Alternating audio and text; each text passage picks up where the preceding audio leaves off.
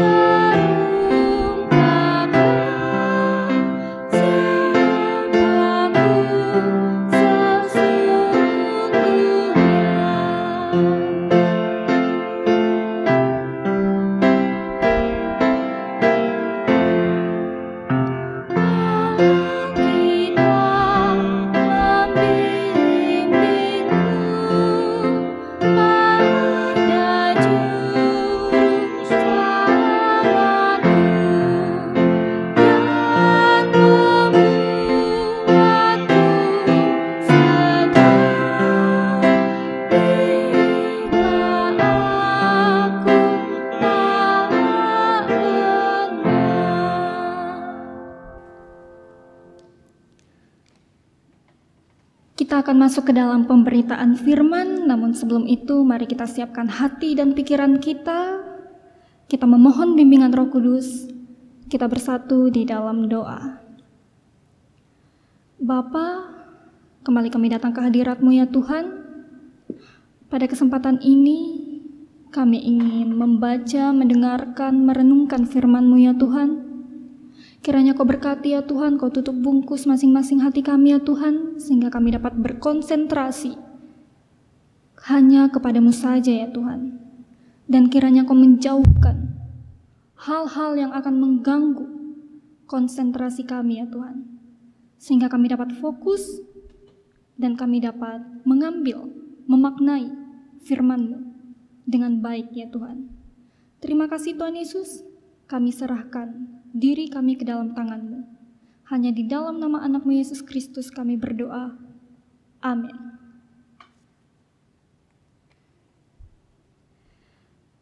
Jemaat, marilah berdiri untuk mendengar firman Tuhan yang dibacakan dari Kitab Amsal, pasal 9, ayat 10 sampai dengan 18. Yang menyatakan, permulaan hikmat adalah takut akan Tuhan, dan mengenal Yang Maha Kudus adalah pengertian. Karena oleh aku umurmu diperpanjang, dan tahun-tahun hidupmu ditambah. Jikalau engkau bijak, kebijakanmu itu bagimu sendiri. Jikalau engkau mencemooh, engkau sendirilah orang yang akan menanggungnya. Perempuan bebal cerewet, sangat tidak berpengalaman ia, dan tidak tahu malu. Ia duduk di depan pintu rumahnya, di atas kursi, di tempat-tempat yang tinggi di kota. Dan orang-orang yang berlalu di jalan, yang lurus jalannya, diundangnya dengan kata-kata, siapa yang tak berpengalaman, singgahlah kemari. Dan kepada orang yang tidak berakal budi, katanya, air curian manis, dan roti yang dimakan dengan sembunyi-sembunyi lezat rasanya. Tetapi orang itu tidak tahu bahwa di sana ada arwah-arwah, dan bahwa orang-orang yang diundangnya ada di dalam dunia orang mati. Demikianlah pembacaan Alkitab. Berbahagialah semua orang yang mendengar firman Tuhan dan melakukannya. Terpujilah Yesus Kristus. Haleluya.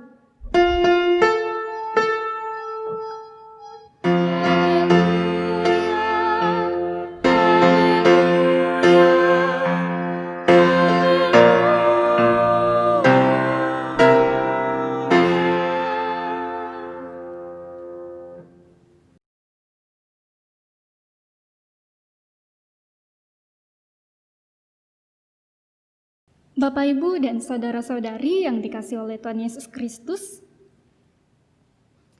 saya akan mengawali renungan kita pada malam hari ini dengan satu cerita. Cerita ini berkisah tentang Mahatma Gandhi semasa mengikuti perkuliahan di sebuah universitas di London. Di universitas tempat dia menimba ilmu, ada seorang profesor yang entah bagaimana sepertinya kurang suka melihat Mahatma Gandhi dan selalu berusaha menjatuhkan dia. Mungkin karena Mahatma Gandhi dikenal sangat bijaksana. Alkisah, pada suatu hari, sewaktu jam makan siang,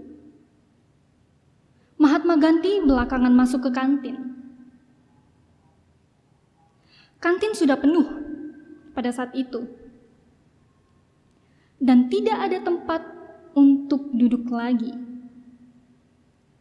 Satu-satunya kursi yang kosong hanya di sebelah profesor yang juga sedang makan. Mau tidak mau, walaupun enggan karena tahu bagaimana sikap profesor kepada dirinya, Mahatma Gandhi menghampiri tempat itu dan duduk di sebelah profesor. Melihat hal tersebut, profesor pun merasa tidak senang. Dan dia berkata, "Sungguh tidak pantas. Seekor babi duduk berdampingan dengan seekor burung." Apabila kita yang mendengar hal tersebut, tentu kita akan tersinggung. Apa-apaan nih orang? Tapi tidak dengan Mahatma Gandhi. Mendengar kata-kata tersebut, Mahatma Gandhi pun berdiri dengan tenang dan berkata, "Saya mengerti. Jangan khawatir. Saya akan terbang sekarang juga." Mahatma Gandhi pun berlalu dan meninggalkan profesor yang terdiam menanggung malu. Niatnya semula ingin mempermalukan. Tetapi karena hikmat yang dimiliki Mahatma Gandhi, ternyata kenyataan menjadi terbalik.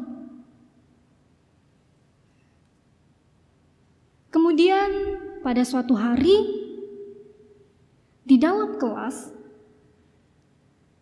profesor sengaja memberikan pertanyaan kepada Mahatma Gandhi. Seandainya dalam perjalanan kamu menemukan 2 tas. Satu tas berisi uang, satu tas lagi berisi kebijaksanaan. Apa yang akan kamu ambil? Mahatma Gandhi pun menjawab, "Saya akan mengambil uang." Mendengar hal itu, profesor pun tertawa. Ternyata nih orang mata duitan. Bisa nih kayaknya aku menjatuhkan dia. Profesor pun mengatakan, "Jika itu saya akan mengambil kebijaksanaan." Tetapi Mahatma Gandhi mengatakan dengan santainya kepada profesor itu, "Prof, seseorang akan mengambil apa yang dia tidak punya." Profesor pun kembali menanggung malu oleh karena hikmat yang dimiliki Mahatma Gandhi dalam hal menjawab. Bapak, Ibu, dan saudara-saudari yang dikasihi oleh Tuhan Yesus Kristus, mungkin orang-orang masih memiliki pandangan bahwa orang yang memiliki hikmat adalah orang yang memiliki gelar tinggi, orang yang memiliki pengetahuan, orang yang pintar. Cerita tadi membuktikan kepada kita semua, orang yang pintar belum tentu berhikmat. Tetapi orang yang berhikmat sudah pasti pintar. Contoh lain yang kita sudah pasti tahu, yaitu Salomo, sang penulis Amsal, di mana dia memiliki kemampuan untuk memahami dan mengatasi permasalahan yang membuatnya menjadi raja yang dikenal berhikmat.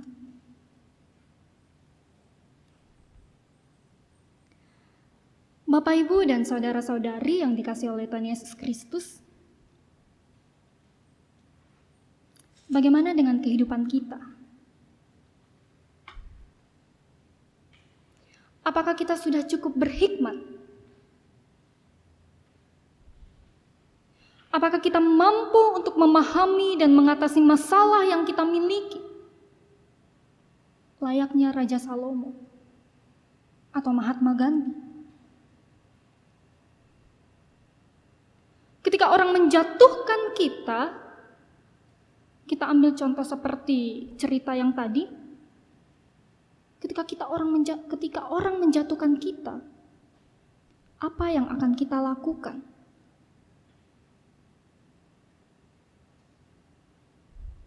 Apakah kita akan kesal? Apakah kita akan dendam? Apakah ada perasaan ingin menjatuhkan juga?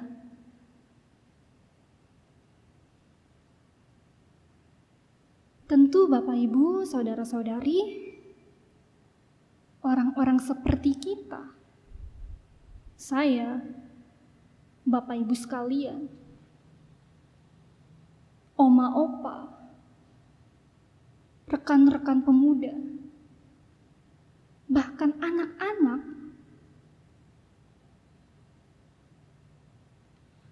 pernah dan akan selalu diperhadapkan dengan hal-hal yang tidak menyenangkan. Contohnya saja, kita akan diperhadapkan dengan orang-orang yang ingin menjatuhkan kita.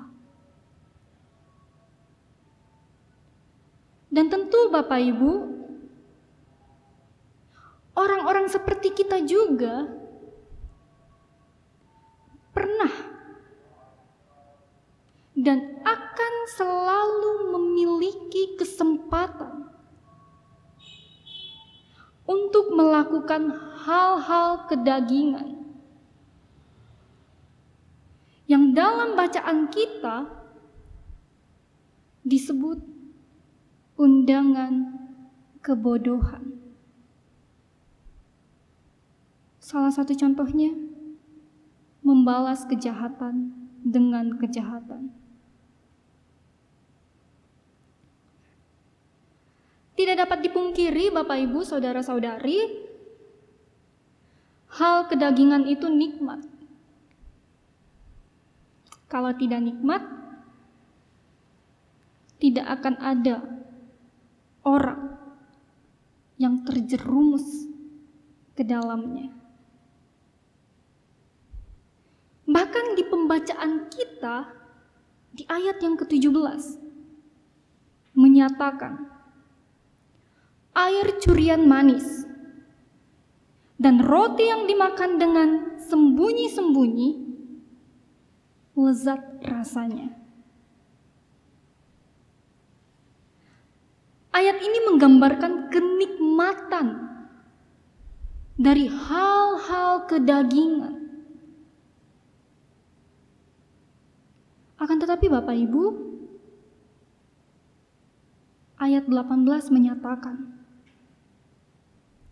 tetapi orang itu tidak tahu bahwa di sana ada arwah-arwah dan bahwa orang-orang yang diundangnya ada di dalam dunia orang mati. Ayat 18 ini menggambarkan konsekuensi dari hal kedagingan yang sudah kita lakukan.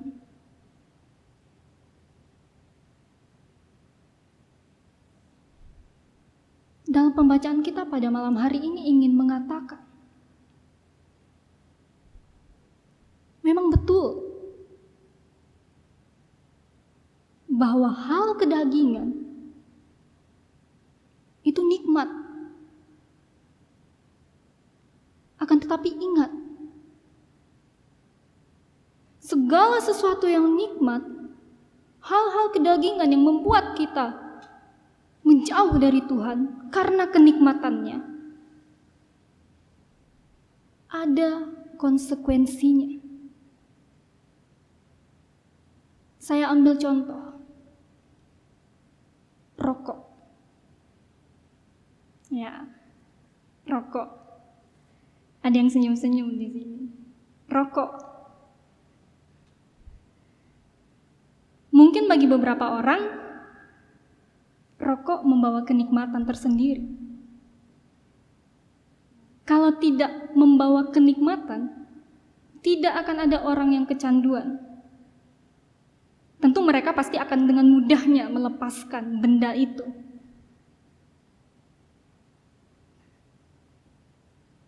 Berarti kita setuju bahwa terkadang rokok bagi beberapa orang membawa kenikmatan.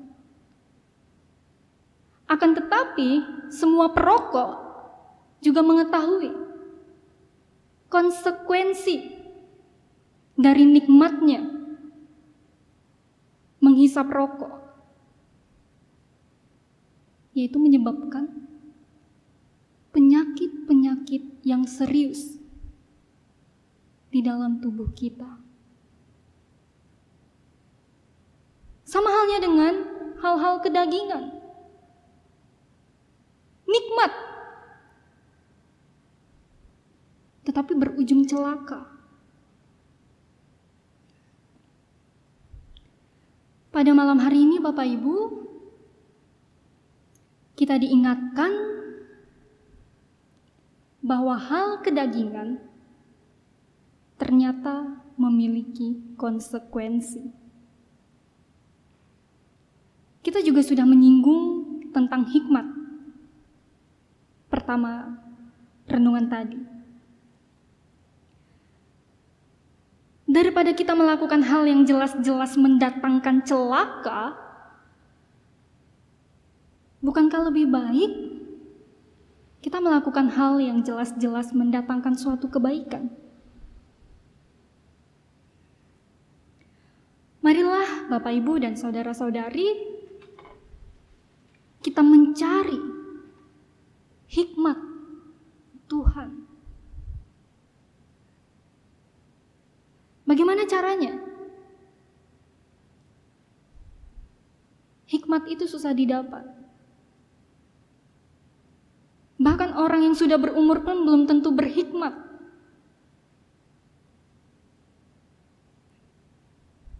Ayat 10 menyatakan, permulaan hikmat adalah takut akan Tuhan.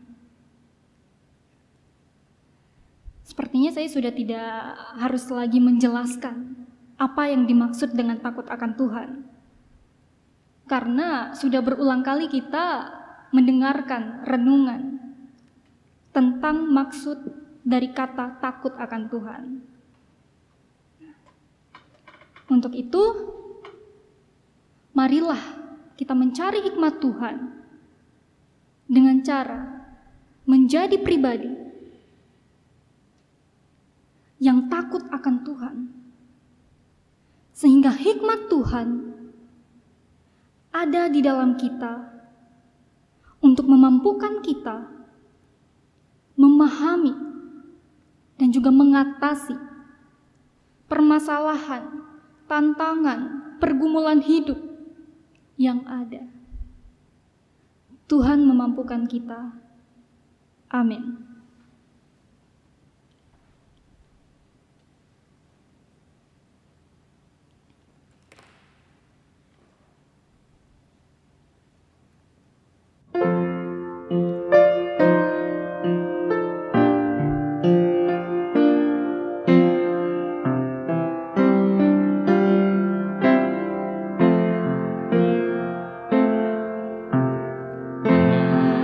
Ajarkan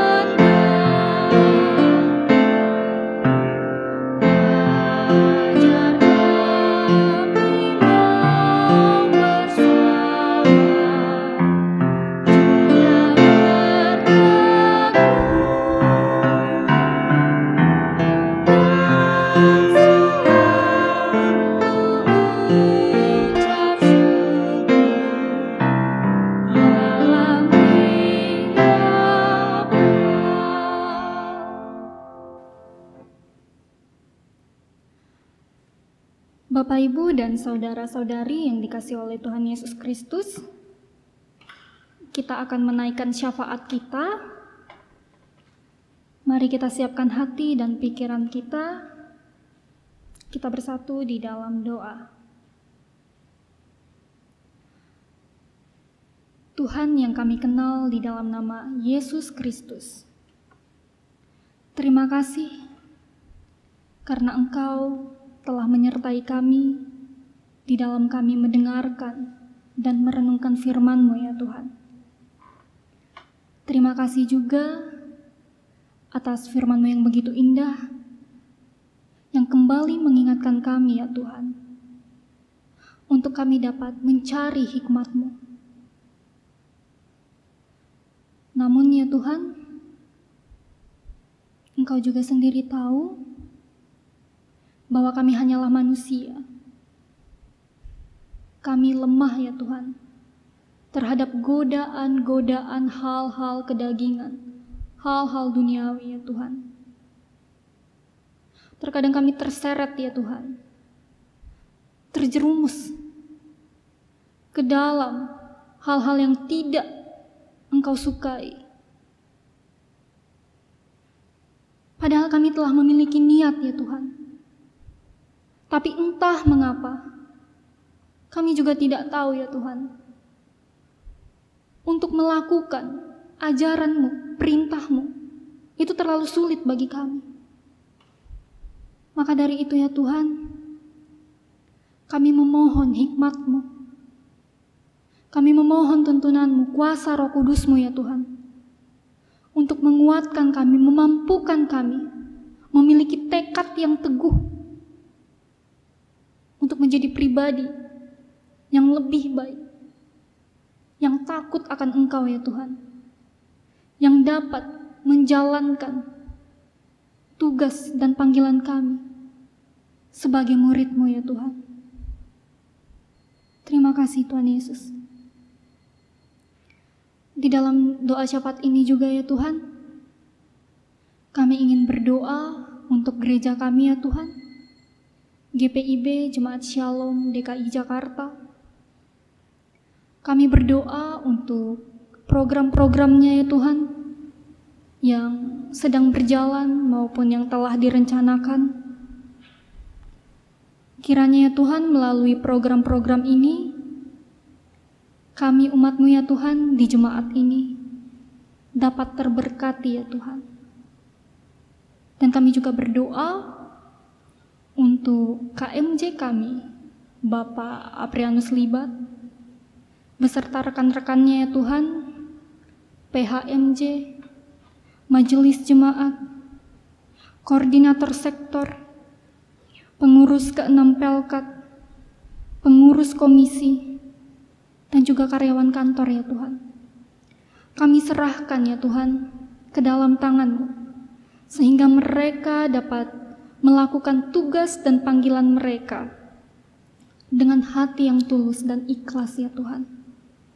Sehingga pekerjaan yang mereka lakukan itu dapat menjadi berkat bagi umat-Mu di tempat ini. Kami juga ingin berdoa untuk jemaat-Mu di GPIB Shalom DKI Jakarta, bagi mereka yang mungkin sedang dalam keadaan lemah tubuh, baik di rumah maupun di rumah sakit ya Tuhan. Kiranya Engkau memberikan kesembuhan atas tubuh mereka.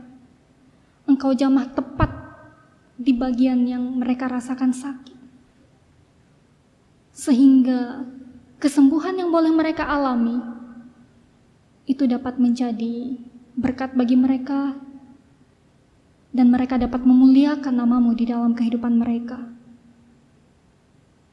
Dan kami juga ingin berdoa untuk jemaat-Mu di dalam pekerjaan mereka ya Tuhan. Kiranya Engkau memberkati mereka, sehingga mereka dapat tetap semangat. Engkau jauhkan dari segala macam hal yang akan membuat mereka merasakan letih ya Tuhan, sehingga mereka dapat tetap terus bersuka cita di dalam melakukan tanggung jawab mereka ya Tuhan. Dan apapun yang mereka lakukan ya Tuhan, pekerjaan apapun, itu boleh mendatangkan berkat di dalam kehidupan rumah tangga mereka ya Tuhan. Kami juga ingin berdoa untuk jemaat-Mu yang mungkin sedang dalam pergumulan hidup yang kami tidak tahu ya Tuhan. Kiranya Kau memberkati mereka ya Tuhan, sehingga mereka dapat tetap terus kuat, mereka dapat tetap mampu menjalani hari-hari ya Tuhan. Kiranya mereka dapat tetap terus mengandalkan Engkau ya Tuhan. Dan mereka tidak pernah berpikir bahwa Engkau meninggalkan mereka ya Tuhan. Campur tangan di dalam kehidupan mereka ya Tuhan, pergumulan, tantangan, rintangan kehidupan mereka. Sehingga mereka juga menjalani kehidupan ini dengan ringan ya Tuhan, karena Engkau berjalan bersama mereka ya Tuhan. Terima kasih Tuhan Yesus. Kami juga ingin berdoa untuk bangsa dan negara kami ya Tuhan, Indonesia. Engkau tahu ya Tuhan, kami sedang hidup di dalam dunia yang penuh dengan kriminalitas dan juga pandemi COVID yang belum berakhir ya Tuhan. Kami mohon ya Tuhan, kiranya Engkau tetap menjaga, menaungi, melindungi negara kami, sehingga segala sesuatunya boleh berjalan dengan baik kembali ya Tuhan. Dan kami tidak takut melangkah kemanapun ya Tuhan, karena Engkau selalu menjaga, melindungi, menaungi kami. Dan kami juga berdoa untuk pejabat pemerintah kami ya Tuhan, baik dari yang tertinggi hingga yang terendah. Kami serahkan kepemimpinan mereka ke dalam tangan-Mu. Engkau yang memimpin di atas mereka ya Tuhan, sehingga kami semua merasakan kasih penyertaan-Mu di dalam bangsa dan negara ini ya Tuhan, di dalam kepemimpinan mereka. Terima kasih Tuhan Yesus. Kami juga ingin berdoa untuk kami yang sudah boleh hadir dalam ibadah keluarga pada malam hari ini, meskipun masih dalam keadaan online ya Tuhan, tetapi terima kasih karena Engkau masih memberikan kesehatan kepada kami untuk kami dapat tetap mengikuti jalannya peribadahan ini. Engkau masih memberikan kami hati yang setia, sehingga kami dapat mengikuti ibadah ini dari awal hingga akhirnya. Kami boleh memiliki kerinduan ya Tuhan untuk bersekutu bersama dengan keluarga kami. Terima kasih atas itu semua ya Tuhan. Kiranya Engkau selalu memberikan kami kesehatan, kiranya Kau selalu menguatkan kami di dalam kami menjalankan aktivitas kami, tugas dan tanggung jawab kami ya Tuhan. Kiranya ya Tuhan, kehidupan kami juga dapat menjadi berkat bagi sesama kami ya Tuhan. Engkau layakkan kami, Engkau pakai kami terus ya Tuhan. Dan kiranya ya Tuhan, kehadiran kami di dalam dunia ini boleh mendatangkan damai sejahtera dan sukacita, baik bagi keluarga kami, di dalam lingkungan pekerjaan kami, dan juga di dalam lingkungan masyarakat ya Tuhan. Seperti kami merasakan kasih setia-Mu, damai sejahtera dan sukacita di dalam kehidupan kami ya Tuhan. Terima kasih Tuhan Yesus. Inilah doa kami ya Tuhan, yang kami panjatkan hanya di dalam nama Anak-Mu Yesus Kristus, yang telah mengajarkan kami berdoa. Bapa kami yang di surga, dikuduskanlah nama-Mu, datanglah kerajaan-Mu, jadilah kehendak-Mu di bumi seperti di surga. Berilah kami pada hari ini makanan kami yang secukupnya, dan ampunilah kami akan kesalahan kami, seperti kami juga mengampuni orang yang bersalah kepada kami. Dan janganlah membawa kami ke dalam pencobaan, tetapi lepaskanlah kami daripada yang jahat.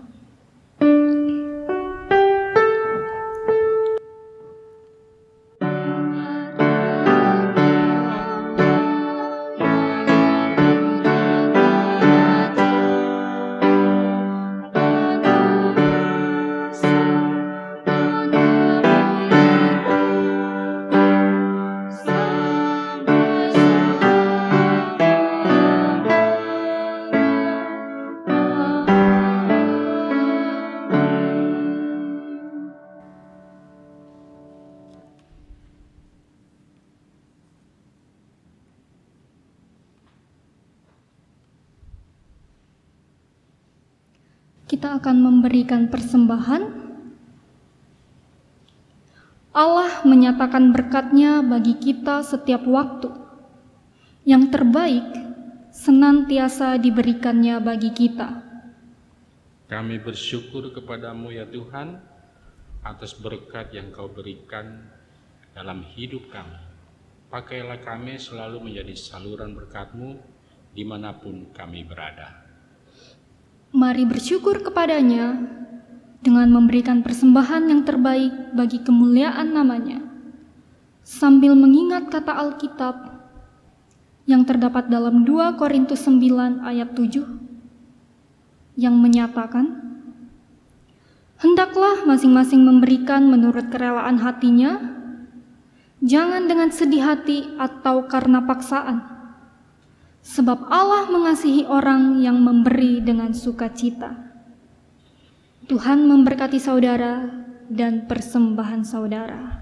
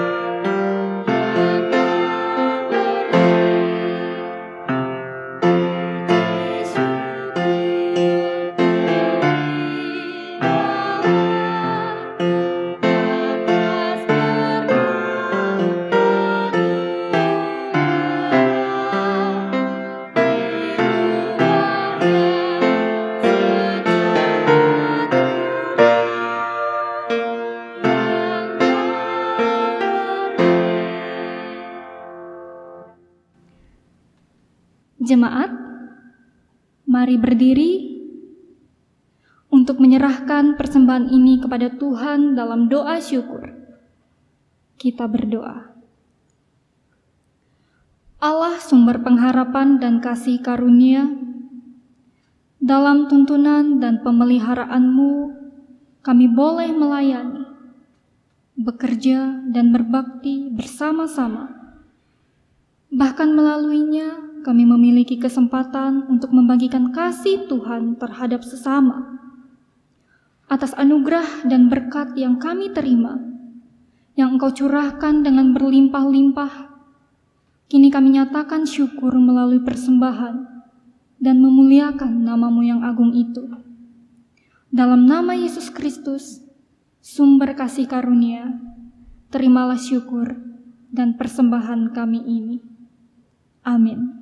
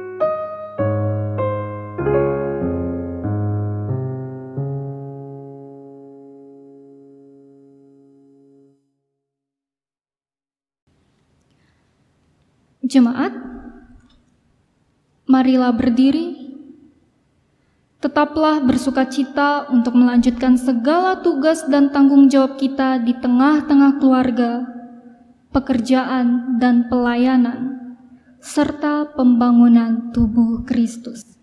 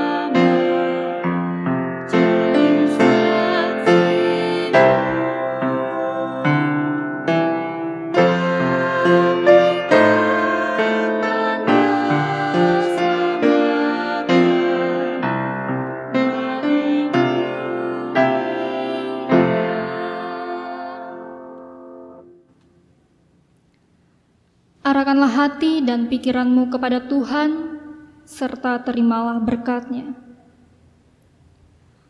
Kasih karunia dari Allah Bapa, Sang Sumber Hikmat, di dalam persekutuan dengan Yesus Kristus, dan juga Roh Kudus, menyertai dan memberkati kehidupan kita dari hari ini, esok, kekal hingga selama-lamanya.